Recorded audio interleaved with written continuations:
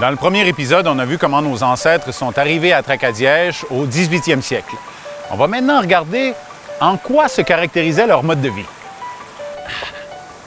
Les familles acadiennes qui arrivent ici ont bien sûr un héritage européen, mais elles ont aussi dû s'adapter aux particularités de la Nouvelle-France et à son climat. Entre autres, en s'inspirant des connaissances du peuple Micmac. Alors, du printemps à l'automne, on pratique une agriculture de subsistance. Et puis, on pêche la morue, mais surtout le saumon. Et puis, quand l'hiver arrive, les hommes montent dans le bois pour bûcher, puis les femmes gardent le fort.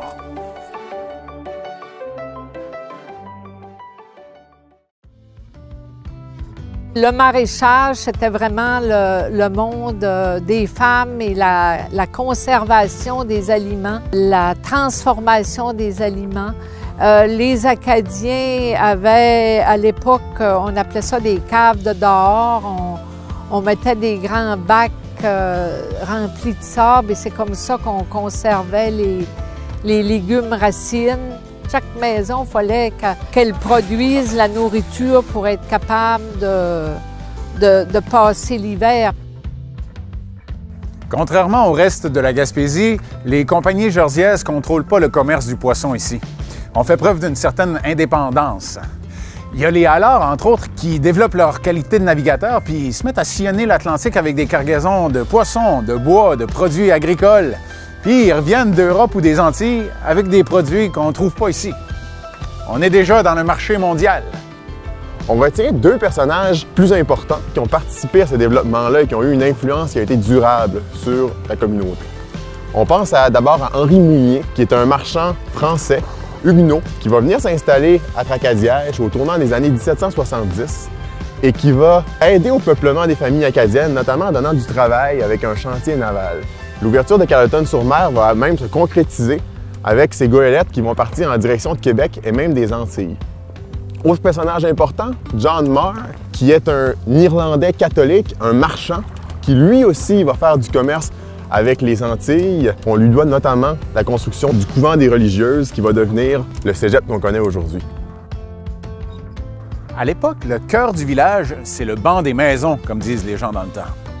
On y retrouve plusieurs petits quais privés, puis en 1882, on en construit un public. C'est aussi à cette époque-là, on retrouve une forge, une cordonnerie, une tonnellerie, une tannerie, puis un chantier maritime. C'est au milieu du 19e siècle que le curé Stanislas Malo fait bâtir la première école. Aussi, on voit apparaître dans le paysage l'église, le couvent, puis une cour de justice. Ça grouille. La communauté grandit, le village s'étend dans tous les sens, à l'ouest jusqu'à Escuminac, à l'est jusqu'à Maria, puis au nord jusqu'au 7e rang. Alors, qui peut m'exposer l'évolution du territoire à travers le temps? En 1777, Tracadie va s'étendre des Caps-Noirs à la rivière Restigouche. En 1786, on délimite les cantons de Carleton et de Maria.